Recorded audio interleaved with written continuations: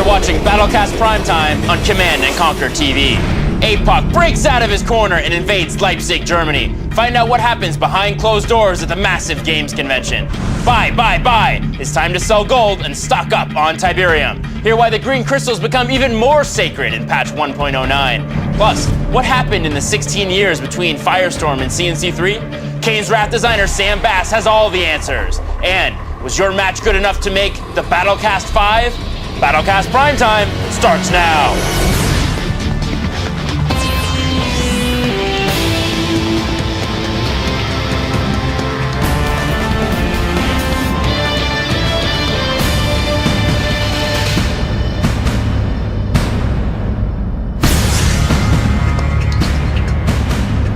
You're logged in to BattleCast PrimeTime. He's Raj Joshi. I'm David Silverman. BattleCast PrimeTime is your official home for exclusive celebrity interviews, official CNC news, and the greatest fan matches on the web. Before we get things going, we wanted to thank everyone who watched last month's debut episode. The response was overwhelmingly positive. Your posts were great, and we welcome your suggestions to make the show better, as long as it doesn't include shaving my head, or anything else. Well, your hair last episode did draw some attention. However, there was one repeated request we immediately took to heart: more BattleCast action. We heard your cries for conflict, so starting this episode, we'll feature highlights from the top 5 matches for a new segment we call the BattleCast 5. This means up to 10 players who battlecast their match will be highlighted on each show. And from out of these competitors, we select 2 commanders to face off for our feature match. These 2 play a new series of 5 matches, from which we'll choose the most exciting matches to show, guaranteeing you the best game action possible. Plus, our feature BattleCast match will also be available in its entirety at www.commandandconquer.com. So without further delay, let's plunge into our first sampling of the 5. Net puts GDI versus Carrod's Nod on Tournament Arena. Netput races down the tech tree for Orcas, but Carrod one-ups him with a shadow team. It's rockets against lasers for 22 minutes of non-stop carnage, with almost 400 units in play.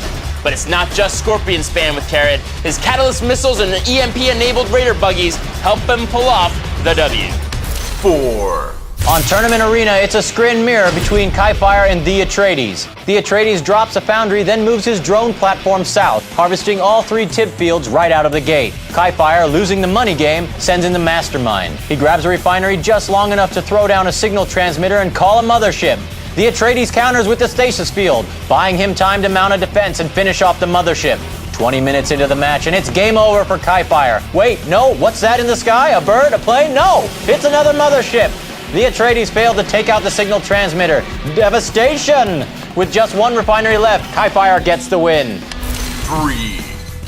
Over to Tournament Dust Bowl. Arctic Scrin face off against Liang Hu's GDI. 9 minutes in, and Liang Hu is dominating, with a base creep covering 3 of the 4 Tiberium fields. It doesn't look good for Arctic, but he's not getting cold yet. He's got Plan B. A second drone platform at the last open Tiberium field, plus an army of tripods, PACs, and Devastators. Liang Hu's sonic emitters do some huge damage, but they're not enough for Arctic's army of assimilators. Once the tripods march in, it's all Arctic. How do you say come back in Skrinish? 2. Back to Tournament Arena. It's Dackle against Yama in an explosive Nod face-off. Both drop a crane, then pack up their conyards and head to each other's base. Dackle's a new sheriff in Yama's town. He sells his conyard for a free engineer and grabs the crane. Thank you! While Yama drops a war factory and sends in the flame tanks. Yama rushes with rocket squads, but Dackle wipes them out with the phase field. Yama uses his own phase field on some flame tanks while they both amass a huge Scorpion army. The final push. Dackle kicks it off with the Catalyst missile, taking out 3 refineries, and the Scorpions face off. Lasers light up the sky. Yama calls in a mine drop as a last-ditch effort, but it's not enough. Dackle overpowers him. 1. We've saved the best for last. Dawis's Nod versus Daedalus' Scrin on Small Town, USA. An early Scorpion spam makes a beeline for Daedalus' extractors, but Daedalus says, I don't think so, with a stasis field and 3 photon cannons. Unfazed, Dawis's Nod follows up with a devastating Catalyst missile, but he can't seal the deal. Daedalus sends a Mastermind to Dawis's expansion, using his phase field to bolster his Mastermind's armor. It's almost enough to take out a refinery, but not quite. 13 minutes in and things are looking pretty grim for Daedalus, but wait, what's this? Another mastermind in the North Expansion base, and this time he signs the dotted line, cashes the check, breaks out the champagne. Daedalus sells the tech lab for 2,000 credits and drops a signal transmitter. That's right, it's ET phone home as the mothership materializes, and look at that catalyst cannon go. Daedalus sends all the anti-air he's got, but the mothership fires again. Daedalus wipes out every structure in one fell swoop except, one rogue Conyard. Ooh, that's gotta hurt. Daedalus mounts a last stand while his mothership makes a beeline for the Conyard. I think I can. Oh, it's not enough. Daedalus takes it. What a heartbreaker. Just for you, Raj. Let's see that catalyst cannon again. All those hard-earned structures gone in a single blow. That'll teach you to base creep. And there's your BattleCast 5 for this month. The 5, brought to you by Medal of Honor Airborne. Heroes jump, enemies fall. Available now on the PC and Xbox 360. Whoa, that last one was something special. What a great first BattleCast 5. So which two commanders move on to the feature match? Well, you'll have to stay tuned to find out, like everyone else. Yeah, right. No, really, who? When we return, APOC live and on the loose in Leipzig. Plus, we go behind closed doors for exclusive news on the CNC expansion pack and an eye-opening interview with CNC3 designer Sam Bass. You're not going to tell me, are you? When BattleCast PrimeTime continues on Command & Conquer TV.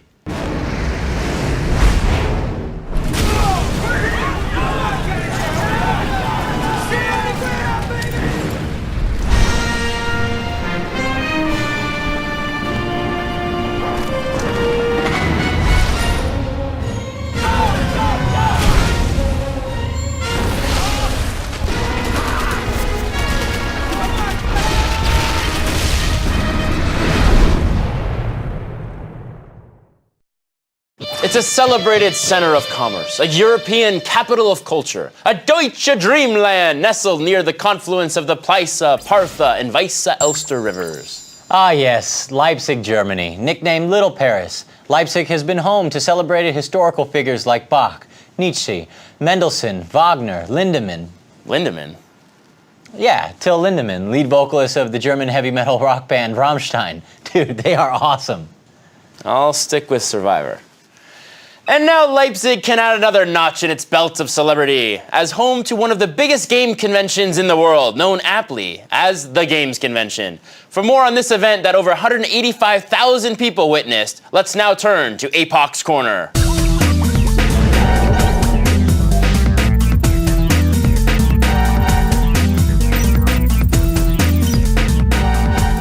Welcome back, Commanders and Commandettes. I am APOC, your official Command & Conquer community manager, blowing up and healing our community one step at a time. And speaking of blowing up, we're celebrating the 12th anniversary of Command & Conquer, which was first released, can you believe it?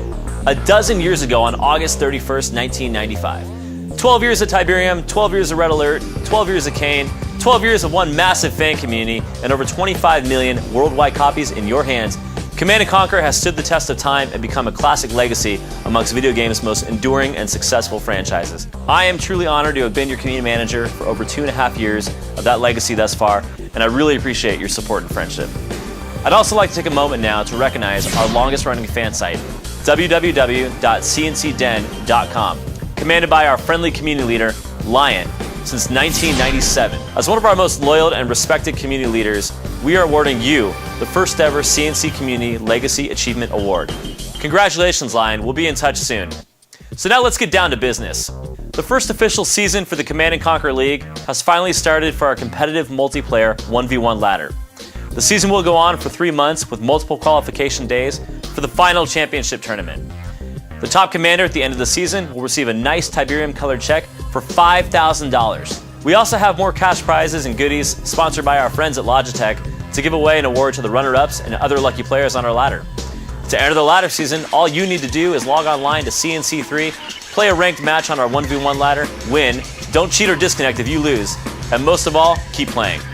The more games you play, the better chance you have to move up the ladder and qualify for the season-ending tournament. For more info, head over to our new CNC3 League section on our official site at commandandconquer.com.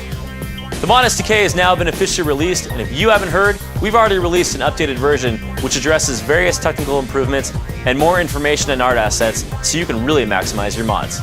CNC mods on the horizon and already making our highlight reel include a huge dose of nostalgia with Tiberian Sun Rising, a mod which aims to recreate Tiberian Sun for CNC 3, and Red Alert Revolution, a reimagination of Red Alert 1 and 2. Hit up the video section of cncnz.com and check out Tiberium Legos, and be sure to head over to our official site where I spoke to the mysterious hypnotist about the series. And last but definitely not least, we recently spent a week at the awesome Games Convention in Leipzig, Germany to meet with the hordes and masses of Command & Conquer fans and to debut the upcoming expansion pack, Command & Conquer 3 Kane's Wrath. This was our third consecutive year there, and while a lot of the focus is on the games, it's also about the game-playing community. So follow me through the magic of video as I explore the German Games Convention, including a look at how passionate and influential the German Command & Conquer community is. Hit up commandandconquer.com for an in-depth look at the German CNC community.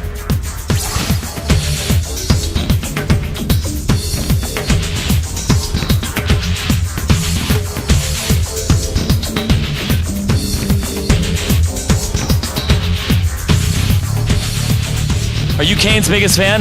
Yes! Can I get a peace through power? Peace through power! That's not permanent.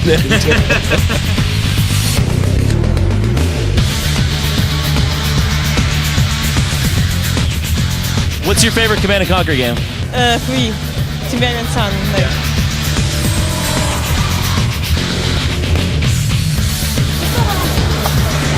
How cool is this?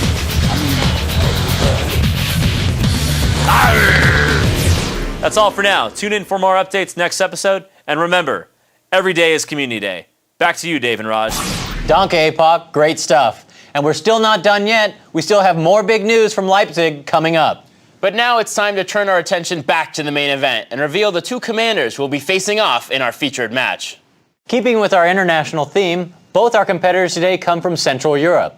Dackel, aka Pascal Pfefferly, lives in Freiburg, Germany. His opponent Arctic, known in non-CNC circles as Artem Gabriel, is from the Czech Republic. You saw their highlights earlier in the 5, and very soon they'll be slugging it out on Tournament Coastline. But first, let's get to know these players a little better as we go through the eyes. Our first commander, Arctic, aka Artem Gabriel, born in Ukraine in 1986, currently resides in the Czech Republic where he plays CNC3 online as SkyR.Arctic.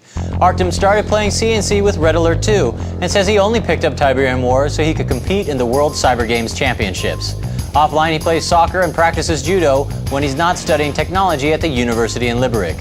He likes to play as Skrin because of their powerful endgame, and his opponents often complain of early seeker harassment. His advice to new players? If you want to be good, you must play actively. Watch replays, study build orders, and don't just camp out at your base. His opponent, Dackel, aka Pascal Pfefferly, born in 1988 in Freiburg, Germany. He graduates from high school next year and says his dream job might be to pilot for Lufthansa, or, he adds, to work at EALA. Nicknamed Ace Striker by his soccer teammates, Pascal notes that he could play the piano at age 8, a skill that he says makes him a better gamer. Like Artem, he was introduced to the franchise through Red Alert 2. Today he plays as GDI because, quote, I played GDI in the demo and I'm too lazy to learn another faction. A man of my own convictions. His advice to newbies is simple, don't cheat. If you cheat, you've already lost. An interesting factoid we came across, both Dackel and Arctic independently claim to have created the MCV rush. That's always a bold and exciting play, and I really hope we see it in today's match. Same here. When we return, though, we take you back to the Games Convention 2007, behind closed doors, at a special press-only event for the new expansion pack. Plus, updates on the World Cyber Games Patch 1.09, and of course, our feature match between two CNC Titans, Dackel and Arctic, when BattleCast PrimeTime continues on Command & Conquer TV.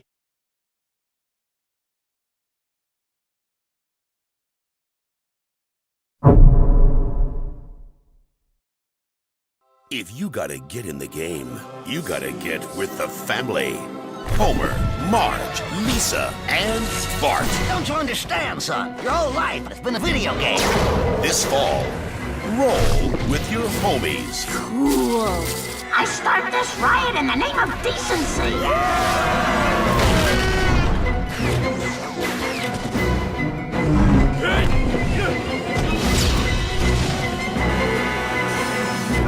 Game over, man. Game over. Simpsons game. Coming this fall to every platform ever made. Whatever.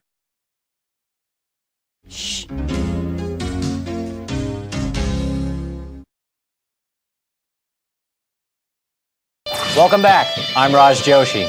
Ever since the very first electronic game trade show, there have always been those mysterious rooms where the general public could not enter. You know, where all the cool stuff was shown to the industry elite? Well, that all changes today. BattleCast PrimeTime's own David Silverman attended the Leipzig Games Convention and took us behind closed doors on the new expansion pack. Here's his sneak peek. Now, as you can see, typically you're not allowed to film back here, but for BattleCast PrimeTime fans, let's have a sneak peek. We're doing a lot of cool things in this expansion pack. We're now introducing our Zone Raider. And the Zone Raider comes with shoulder-mounted anti-air rockets, one of our brand new units. This is the GDI Hammerhead gunship. Now, as a hover tank, the anti-air Scout is a bit faster than your average treaded tank like the Predator or the Mammoth. So I won't be able to take in these hammerheads just yet due to those NOD anti-aircraft turrets. I'm going to need something on the ground to take those out. And to do that, we're going to use another one of our brand new units. This is the GDI Shatterer. And we're very happy to introduce one of our brand new NOD units. These are the Awakened. So this is another one of our brand new units. This is the Spectre Artillery. And the really cool thing about these guys is that they're stealth. This is the NOD Reckoner armored personnel carrier. Once I deploy these bunkers, you're gonna notice some really cool fireworks. Can't wait to show you more in the upcoming episodes.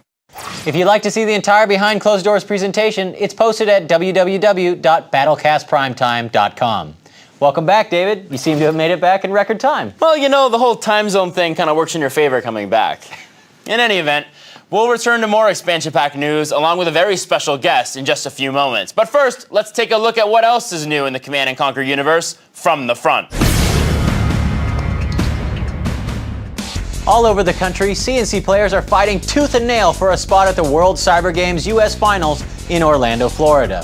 Among those competing was our very own developer, Gavin EA Ender Simon.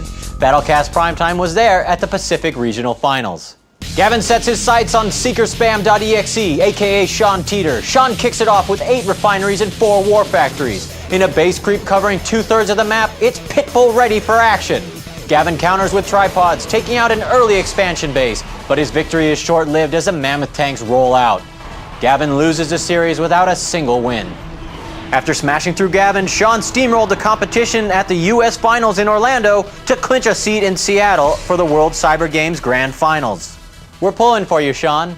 Tune in next episode for more on-the-scene World Cyber Games coverage. Cheap tactics? Your days are numbered.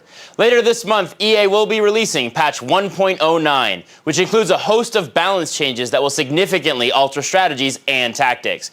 EA's top gun, Gavin Simon, is dialed up via satellite, since he has some time, to provide some more details on the patch. Gavin? Thanks for rubbing it in, David. The biggest change 1.09 brings is the promised retuning of CNC3's economy in an effort to address several concerns that you, the fans, have expressed. Harvesters will now carry 1,400 credits of green Tiberium rather than 2,400 and 2,800 of blue. However, their cycle, the time it takes them to make one round trip between the field and refinery, has been shortened by 8 seconds to create a smoother income. Overall, it's a 35% reduction to Tiberium gathering. This change is designed to accomplish 3 goals. First, with less money in the game, you'll see less unit spam, and with fewer units in play, there will be more of an emphasis on tactical skill and micromanagement. Second, it makes harassment more viable. With harvesters taking longer to return their investment, taking out 2 or 3 of them early on will really hurt your opponent. Finally, with a lowered income rate and that increased emphasis on harassment, teching up will be a more important strategic decision to make, and teching up too soon will put you in a dangerous position, vulnerable to attack. A taste of just a few of the other changes we're making. Artillery for all 3 factions have had their range increased by 25% to help counter those powerful Tier 3 base defenses and let you crack the toughest of turtles. In addition to a slightly longer cooldown, the Skrin Buzzer Swarm can no longer be summoned directly on top of enemy infantry. Plus, Devastator warships have had their damage increased along with a longer reload time and smaller splash damage to reduce their dominance over masses of enemy infantry. Watch out, don't leave those key groups of stretches undefended anymore. Commandos have had their post-C4 duck and cover time reduced to just 1.5 seconds. As for the Brotherhood of Nod, well, all I can say is that while you may not see quite as many glowing green rocket squads anymore, you're definitely going to see a lot more avatars and stealth tanks out there on the battlefield. But that's all the information I can divulge for now. However, for the full list of patch notes, head over to commandandconquer.com. My game ID is EADevEnder. Hope to see you online. Thanks, Gavin. On August 31st, 1995, the world was changed forever when Command & Conquer released on the PC. In honor of the 12th year anniversary, EA has been launching a month-long campaign celebrating the 12 years of Command & Conquer.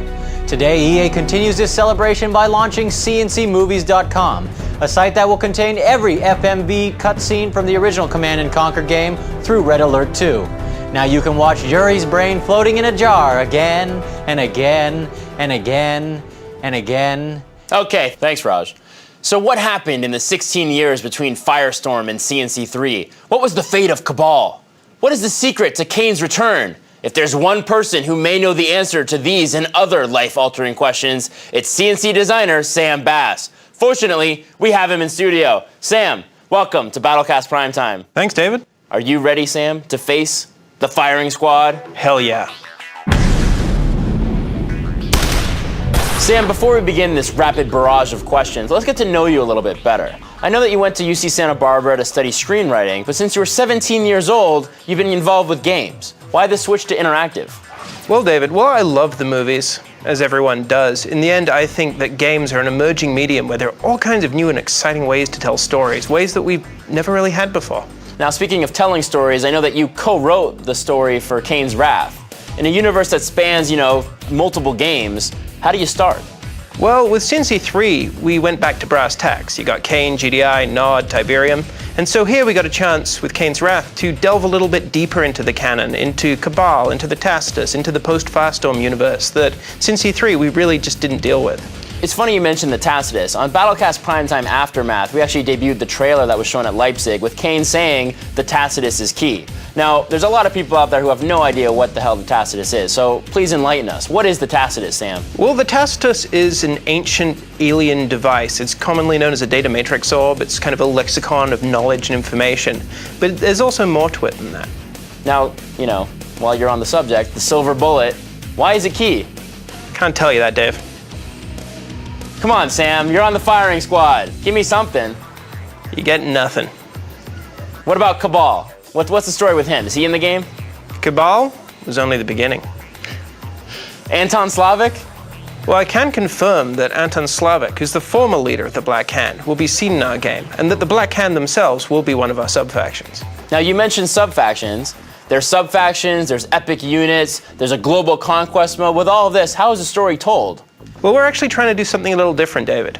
Rather than doing the conventional linear narrative campaign, you go from mission to mission, go here, blow this up, we're giving you a global view of the world. And you still have objectives, but which way you go, what you build, which parts of the world you go through, that's all up to you as the player. And no matter what, you'll be rewarded with one of our lovely cinematics. And those cinematics are still live action, right? Oh, yeah. And Kane's coming back? Oh, yeah, he's back. And who's with him?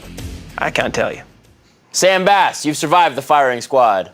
Here's a t-shirt to commemorate this experience. Wow, well, it was worth it all for the t-shirt, Dave. When we return, a truly global main event. Our featured match pitting Dackel versus Arctic, Germany versus the Czech Republic, Nod versus Skrin. Who will reign supreme? Plus, our cameras catch up with Kane on the loose at Leipzig, Germany, when BattleCast Primetime continues on Command & Conquer TV.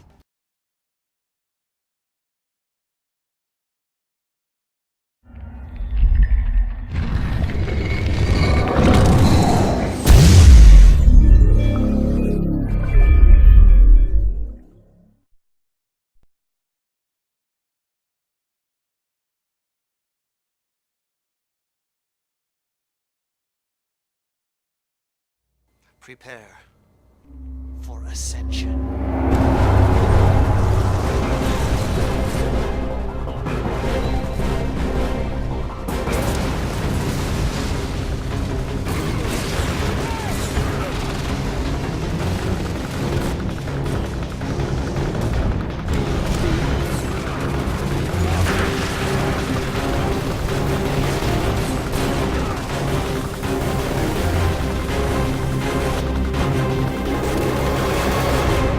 Behold, my child, the sweep of history.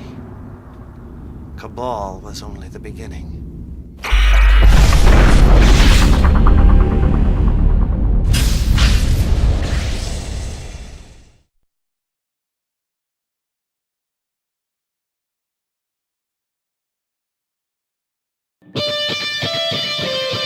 Welcome back to BattleCast PrimeTime, and as you can see, we've gone code red, and that can only mean one thing. It's BattleCast time. And time to welcome in our play-by-play team, CNC developers Greg Black and Jason Bender. Gentlemen, good to see you again. Thanks, guys. Looking forward to another great match. Did you see our two commanders' earlier campaigns in the BattleCast 5? Yeah, they were both really impressive victories. I also like the fact that they both claim to have invented the MCV rush. With stones like that, we're going to see some seriously bold maneuvers. Expect the unexpected. Well, speaking of strategies, let's get your analysis of each commander's playing style. Well, both commanders claim to have invented the MCV rush, so I'm expecting that we're going to see a lot of MCV rushing. Dackel tends to be a little bit further out there, so I think he's really going to push that MCV rush to the limit. Yeah, Dackel really likes to mix it up in the early game. He's going to rush one way or the other, whether it's MCV or Saboteurs or what have you. On the other hand, Arctic, if he can hold on and survive that initial rush, he's a really good standard player. He'll come in strong in the late game with a big army. So we should look for that. Now that we've mapped out our two competitors' playing styles, let's map out the terrain with some battleground reconnaissance. Tournament Coastline is a 1v1 ranked map with starting points in opposite corners. Each player has a protected expansion field on their half of the map, and across this bridge, easy access to a Tiberium spike. Center stage, there are 2 additional expansion tip fields and a number of garrison buildings. With this many structures to grab, most players charge midfield early on. The opposite side of the map is a mirror image. Garrisonable structures are key in this map, and with so much ground to cover, the battles are rarely short. All right, we know the players, we know the layout. It's time to put our expertise on the line with our BattleCast PrimeTime pick of the game. So Jason, starting with you, who's going to emerge victorious? Well, I think by now Arctic has figured out that Dackel is a pretty wild guy in the beginning of the game. He's probably going to hold out against that rush, and if he does that, I think he's got a great chance of winning, so I'll go with Arctic. Greg, your take. You know, I got to give it to Dackel. He's got the stats advantage. He's played far more games than Arctic, and he wins 59% of the time versus 57% for Arctic. It's a small difference, but it could make all the difference. What about you, Raj? Any favorites? I gotta say, I think that Arctic is gonna put the freeze on Dackel.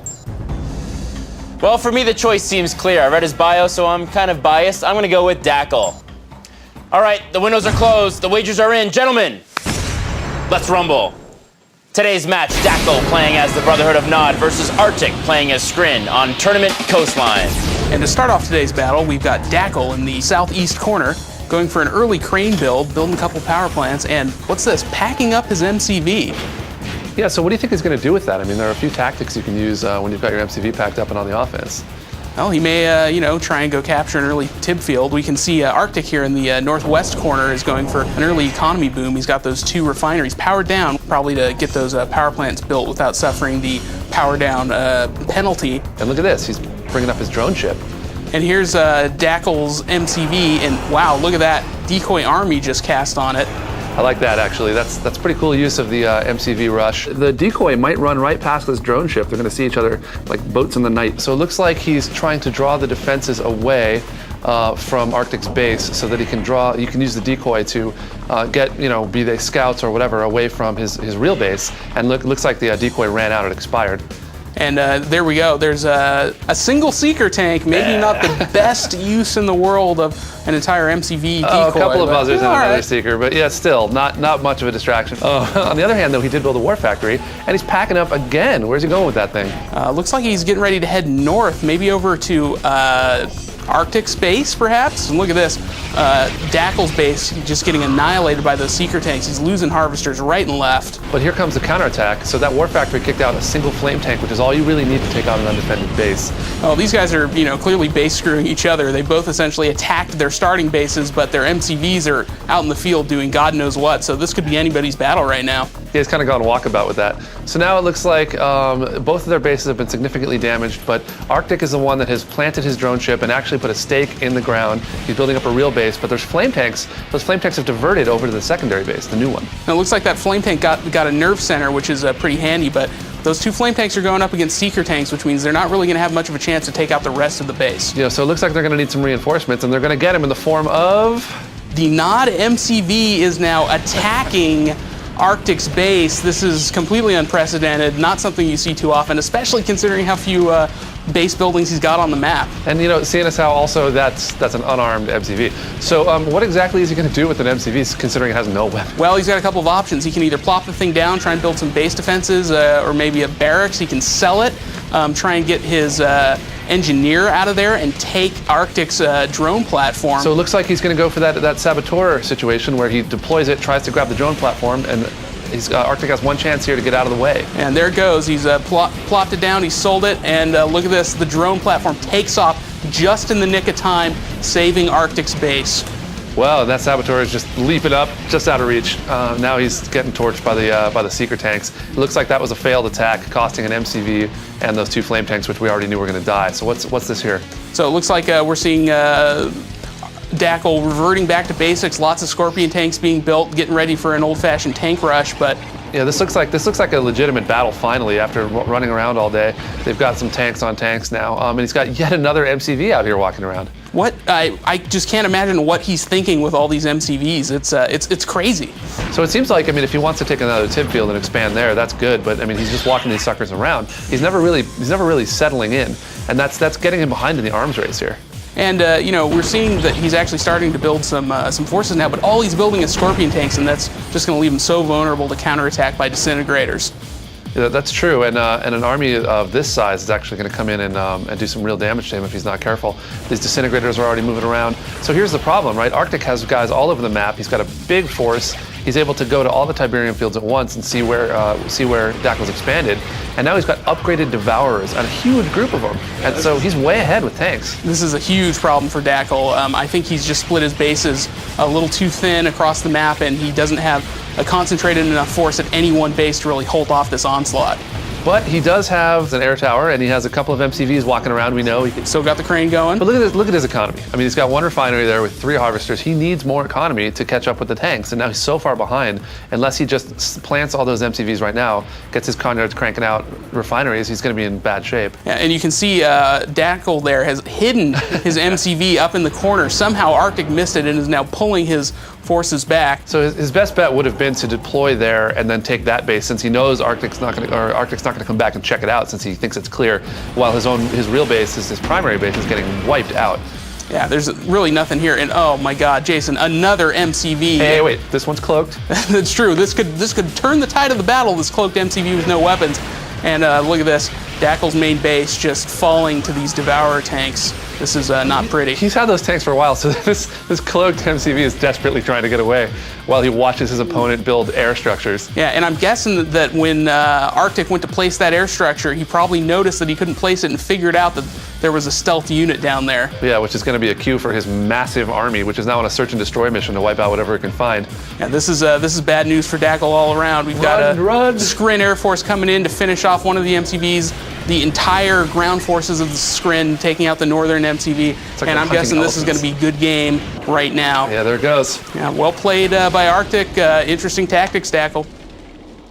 Wow, looks like Dackle got tackled. That's right, and my boy came through. Nice job, Arctic. Now it's time once more to break down the match, beginning with an in-depth analysis of the game stats, which for those following at home is a function of Command & Conquer 3 all players can enjoy. Gentlemen, what did you see? Let's start, as we always do, by taking a look at the unit stats page. As you can see, throughout the game, Arctic just pulls ahead of Dackle in total unit production. And at about the 7 to 8 minute mark, there's a huge battle between Dackle and Arctic. Dackle loses nearly all his forces, but Arctic, he hardly loses anything. You can see that tiny little blip there in his graph. Didn't mean a damn thing, and over the course of the game, Arctic just pulled away and completely beat Dackle. So let's take a look at how that happened. Let's flip over to the resources section. If you look at the resources, you can see that Arctic had triple Dackle's resources. He had 14,000 against Dackle's 4,000. Another interesting stat to note is that Dackel only created 39 units while he lost 65. That means that almost half his fighting force was created from structures that he sold. It's a very risky way to play the game, but it's a very bold strategy. So guys, what do you think the key turning point was in this match? I think the turning point of the match was when Dackel, in an incredibly bold move, went all in with his MCV, sent it straight into Arctic space, plopped it down, sold it, and then used the Saboteur to try and take the drone platform. If he had managed to do that, he might have won the game right there. So what would you pick as our play of the match? Well, the play of the match, I would have to say, goes to Arctic for seeing this coming. Only a pro is going to notice that Saboteur coming right towards his drone platform. He sees it coming, takes off, gets out of the way, comes back strong with a big army, and wipes Dackel off the map. And there you have it. The play of the match goes to Arctic for recognizing Dackel's bold Saboteur strategy and getting the heck out of there. All right, gentlemen, here's a new question to test your expertise. As you know, we now have our two commanders play a series of 5 matches before choosing the most entertaining to showcase. Can you tell from seeing this one match which commander won the entire 5-game series? I'm going to have to say Dackel is going to win in 3 out of 5. He has the stats advantage, he's played more games, he's won more games, and even though he got beat badly, I think he's going to come back in a big way. Well, I'd have to say that Dackel's pretty inconsistent, and Arctic has got to know this. So, as a consistent player, more classic, I would give it to Arctic, but only in 3 out of 5. Dackel does have great stats, and is a pretty wild guy. The answer is Dackel, who actually won 4 out of the 5 matches. It just happened that the one match he lost was a one that we decided was best to showcase. So congrats to Arctic for winning the match, and definitely to Dackel for taking the series. I told you, Jason. Stats don't lie, and neither does Greg. And as always, thanks to Jason Bender and Greg Black for their excellent analysis. We'll see you guys next time. Thank you. See you next time. Well, that brings us to the end of another show. But have no fear, we're already hard at work on the next one, which will include on-the-scene coverage of the World Cyber Games grand finale and a behind-the-scenes look at the making of the expansion pack cinematics. As a special sneak peek for BattleCast PrimeTime viewers, go to this website now, www.commandandconquer.com/KWimage. And keep an eye out for BattleCast PrimeTime Aftermath, a new show available to help keep you up to date on all the latest CNC news until we return. And also keep an eye out for Command School, offering tips and strategies to all levels of players. Both of these shows will be available off our website, www.commandandconquer.com. Now, as promised, before we go, we head back to Germany for exclusive footage of Kane on the loose at the Games Convention.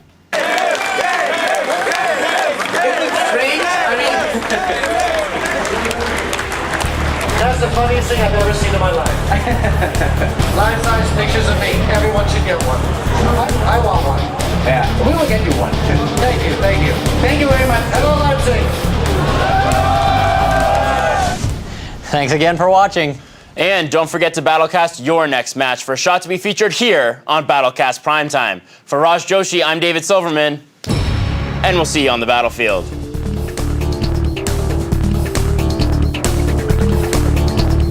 Hi, Tiger Raj.